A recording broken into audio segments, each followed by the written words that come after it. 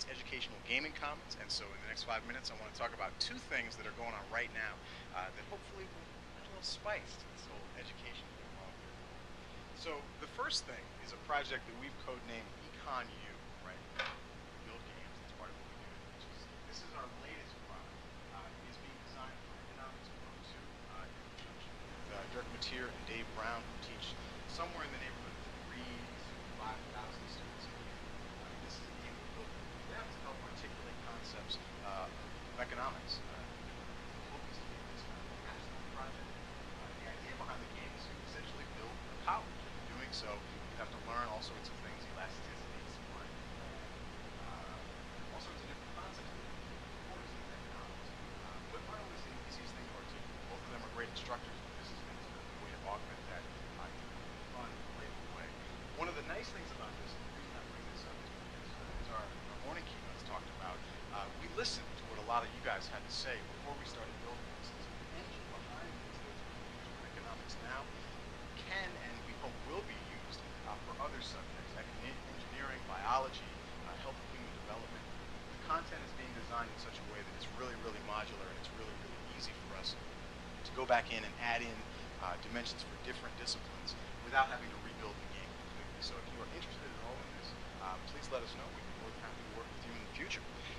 The next project, Davis mentioned this idea of gamification in some of you were at a workshop yesterday where we talked about this. We're exploring this idea of gamification. Which, for those of you who do not know the term, is the idea of using pieces of games in a non-game context to try and improve motivation, learning, excitement about material. So this is a project we're working out with Sherry Robinson, Penn State Hazleton, in a Management 301 class that she's using.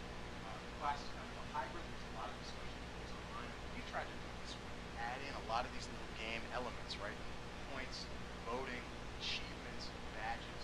And our goal is really to try and answer the question, if there's something that we can do from a design perspective to get away from that economic test question that everybody likes to ask, right? And our hope is we can bring some of these sorts of adding to this course, motivate students outside of just getting a grade, right? That completely changes the way that we can approach the course, approach design, students excited, both resident and instruction. So if you have any questions about either of these projects or are interested in games in general in education, please get in touch. We'd love to talk.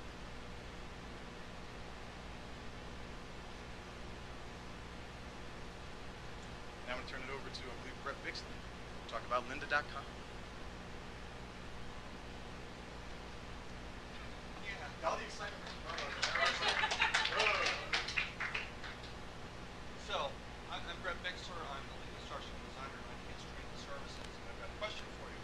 How many of you have heard of Lynda.com? Okay. How many of you use it here at Penn State? So, when I was asked to do this, Lynda.com had been here, so this is a future technology.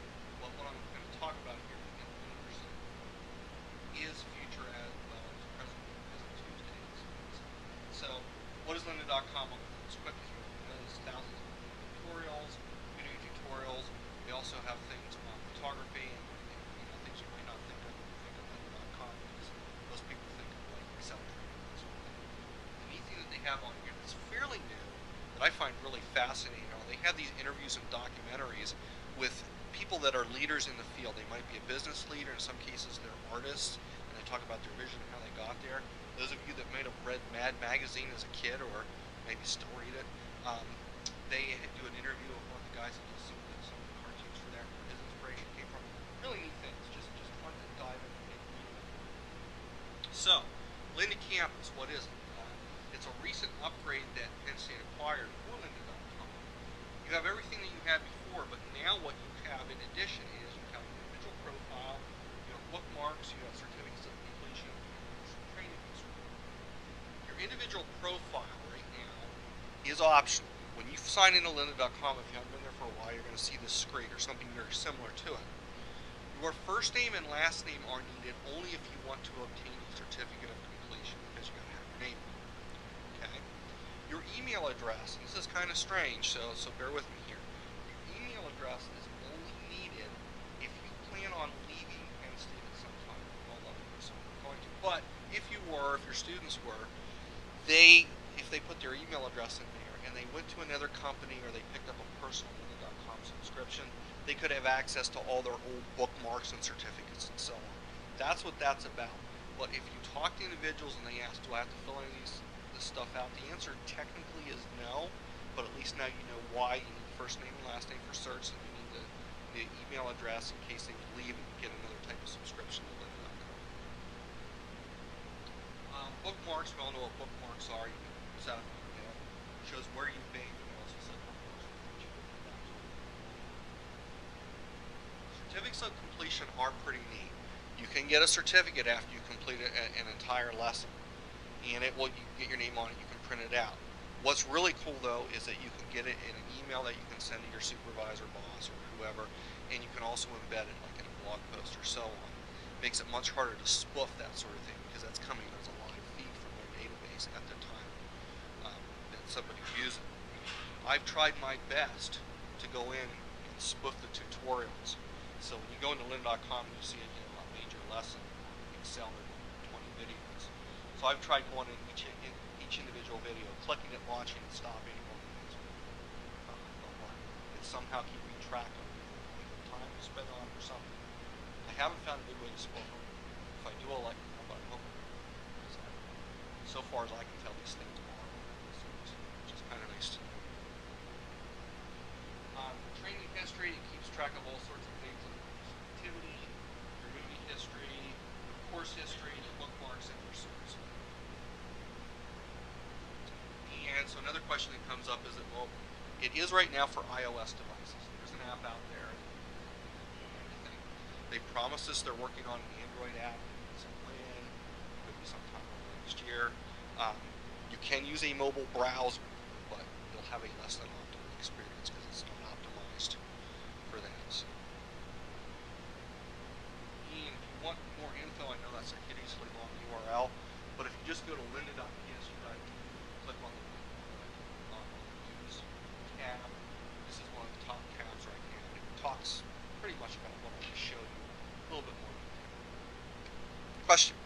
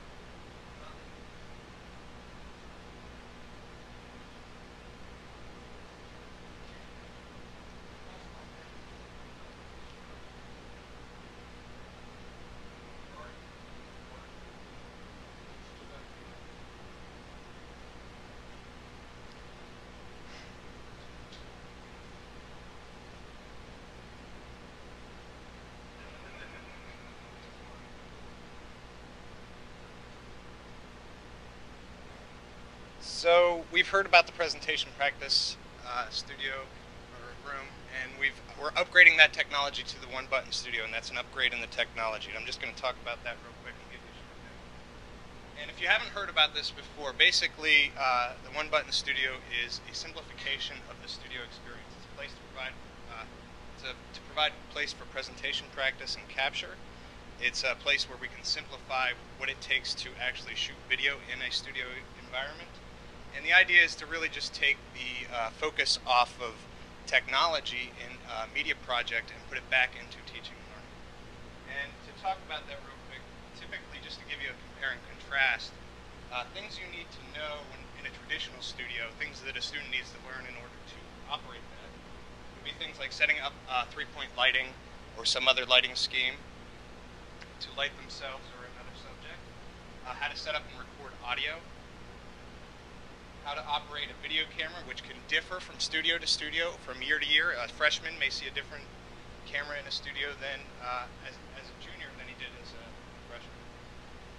How to ingest footage into a computer, and how to encode that footage or convert it into a usable format. Things like MOV, MP4, AVI, WMV, MTS. And those are just the container files. The actual codecs would be things like AVCHD, MPEG-2, H.264, and so on and so forth. That can get pretty confusing. Things a student would need to learn to operate a one-button studio. How to plug in a thumb drive. How to push a button. So, with that said, let me give you a simple demo. Imagine we're in a studio and I've got three or more of these lights set up in a configuration for a typical interview or studio setup. And I've got a nice little pan, tilt, zoom camera that can be controlled by the computer. I walk into that studio, I plug in my thumb drive.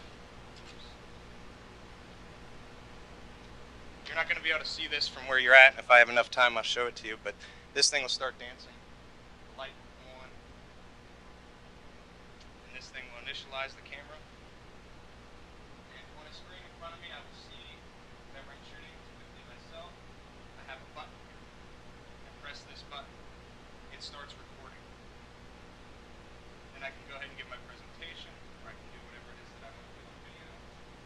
I press it again, it stops. It automatically starts saving to the thumb drive. It tells me when I can eject it.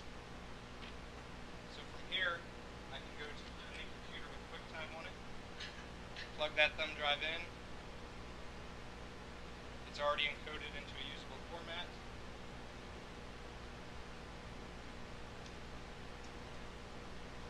And off we go.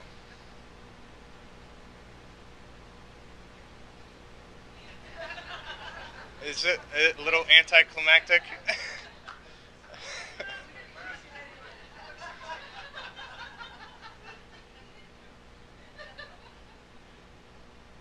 Any questions? I've got a minute and a half. Yeah. Oh, that's just this camera here. It would just be one.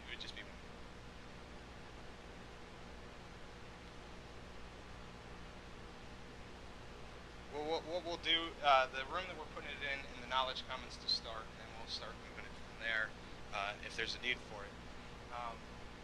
It's going to have a camera in the back of the room, and there'll be a microphone, a boom mic that will capture everything in front of it. So you could have more than one person on camera at the same time. Does that answer your question?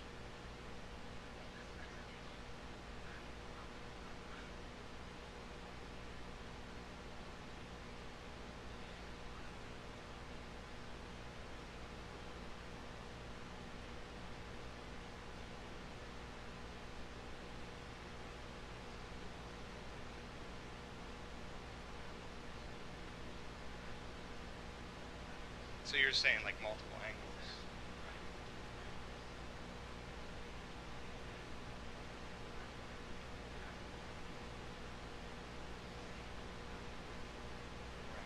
It's a little bit beyond what this technology will do at this point, but it's definitely something to explore. Any other questions? All right, thanks.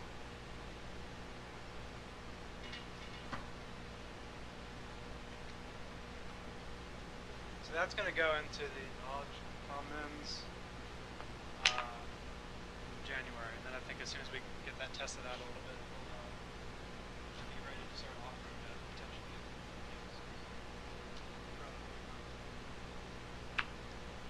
You're not going to the I plugged it in.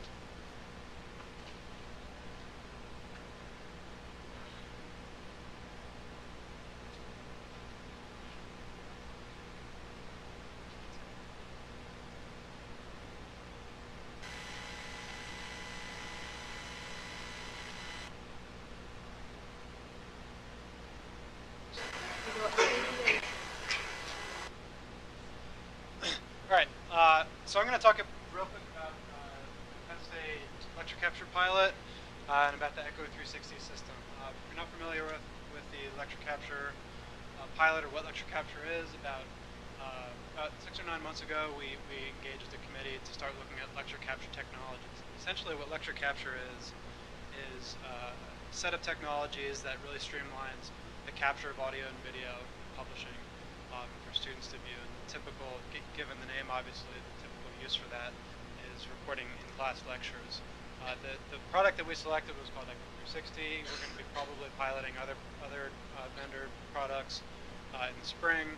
But essentially, the way that Echo 360 works is we have the classroom set up with some hardware appliances and cameras in these classrooms. We also have the option to do personal capture, so you can capture from a laptop. A faculty member might want to record some kind of supplementary materials in their office. All that kind of content is basically encapsulated, put up to a server, and then embedded into Angel, so students can automatically get access to that. So it's sort of a typical thing that's happening right now is we have 2 classrooms that this technology is in, Sparks 10 and 1 and 2 Forum, and essentially all of those class schedules for the people that are teaching in those classes are inputted into the system, and then as soon as faculty goes in to teach, cameras and everything turns on and starts capturing. So they don't really have to do anything. There's no intervention on their part. They get automatic recordings of the entire lecture. They walk out of class, the recording stops. These files are put up onto a server, and then students automatically have access to it. So if they lecture maybe moved too quickly for them to take notes, or there was a particularly difficult concept, or maybe they missed class for some legitimate reason, they can jump onto the server literally 5 or 10 minutes after the class ends to be able to get access to that. And I'll show you real quick what some of these captures look like. This is a capture from a biology course, and this is the player that students see.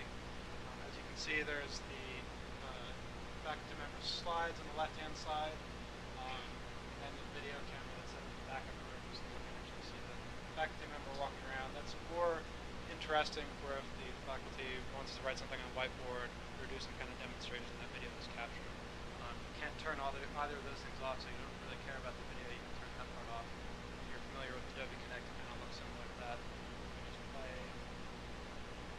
part of this real quick. Would you?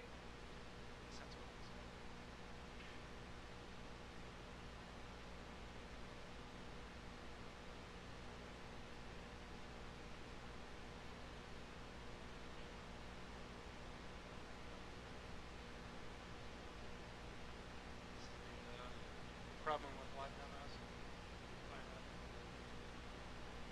this is the example of the faculty member that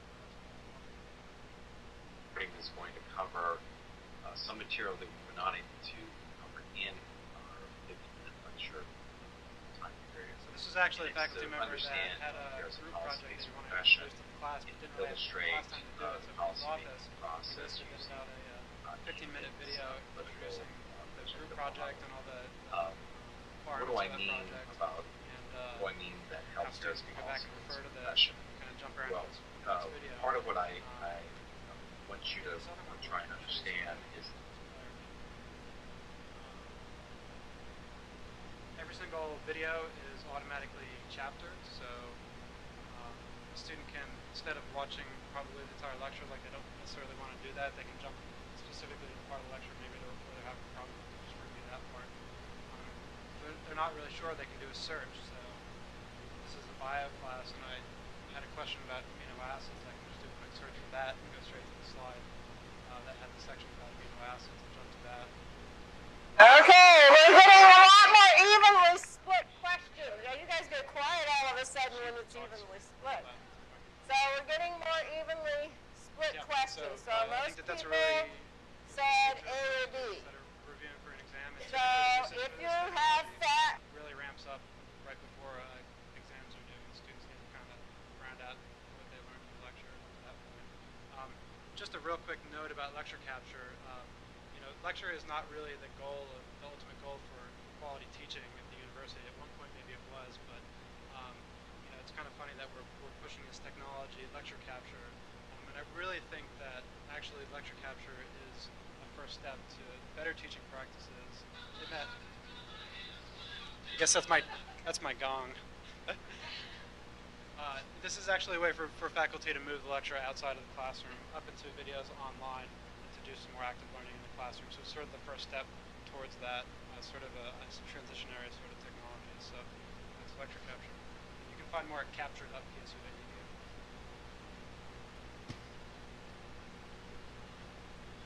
Okay, so for this next one, I'll look at the setup, but this is something that we've had show up a couple of times so far during the event, especially in the event where the iPad.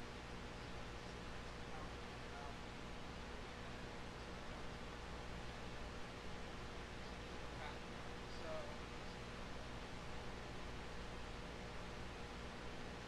as you can see, an Apple TV is being used. So we have an Apple TV hooked up to the laptop external computer section on the podium.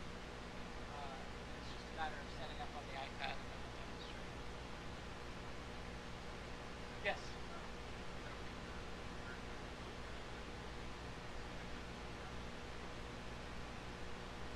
Correct. So we have a little MiFi up here, Verizon MiFi, providing a network for internal purposes. So you can consider this as extremely pre-alpha in terms of we just started testing this really recently as an interesting idea and decided to throw it in today.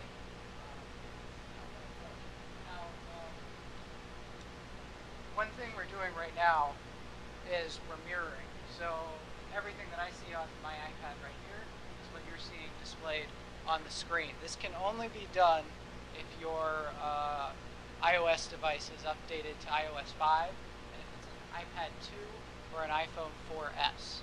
So right now, those two devices are the only ones that do it. And this app is an app called Explain Everything.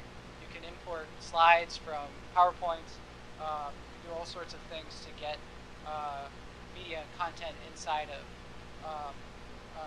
the app, which is only $2.99. So it's a very cheap app to get in here and get hooked up to everything. Now the nice thing about this, if you're teaching in a class, not only are you working through your presentation here, but you want to draw specific attention to something, and you can draw it right there, and now they know that that's something that's very important. If you're moving through if you're moving through the presentation and you want to make sure you're drawing attention to other things, you have to use it for you to follow along with the demonstration. We're going through, maybe this is a math class, asking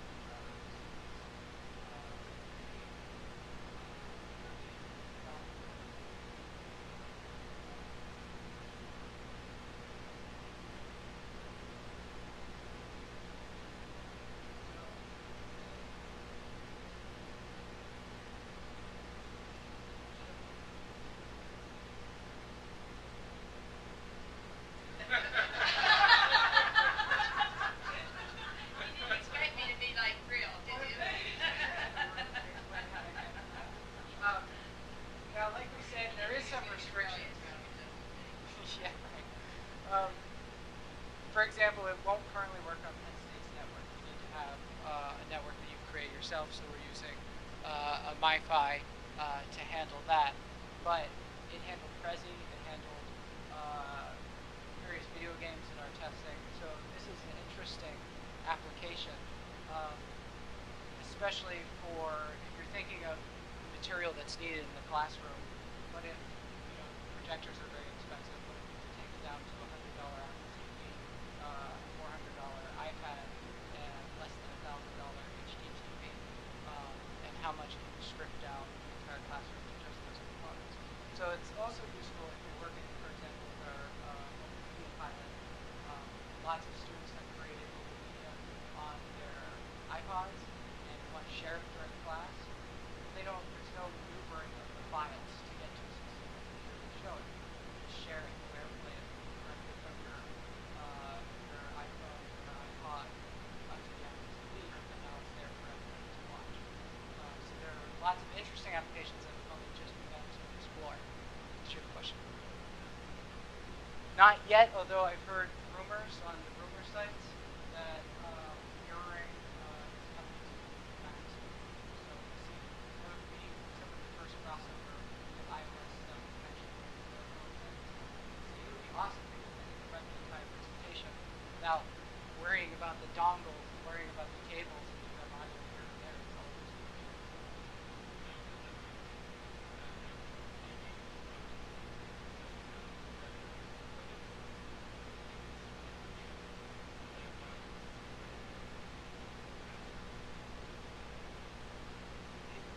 iPad, whatever you're trying to connect to the Apple TV has to be on the same network as the Apple TV.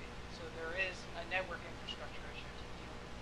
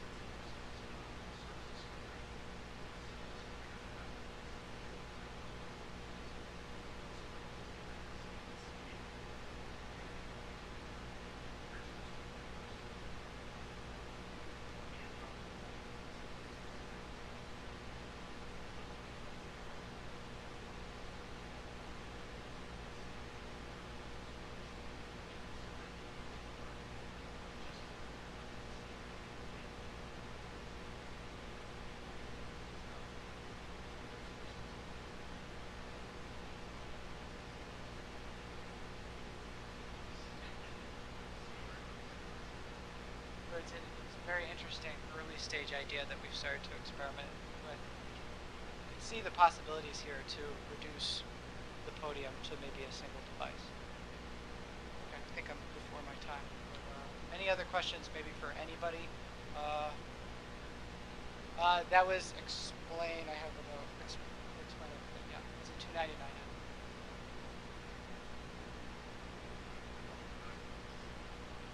You are correct.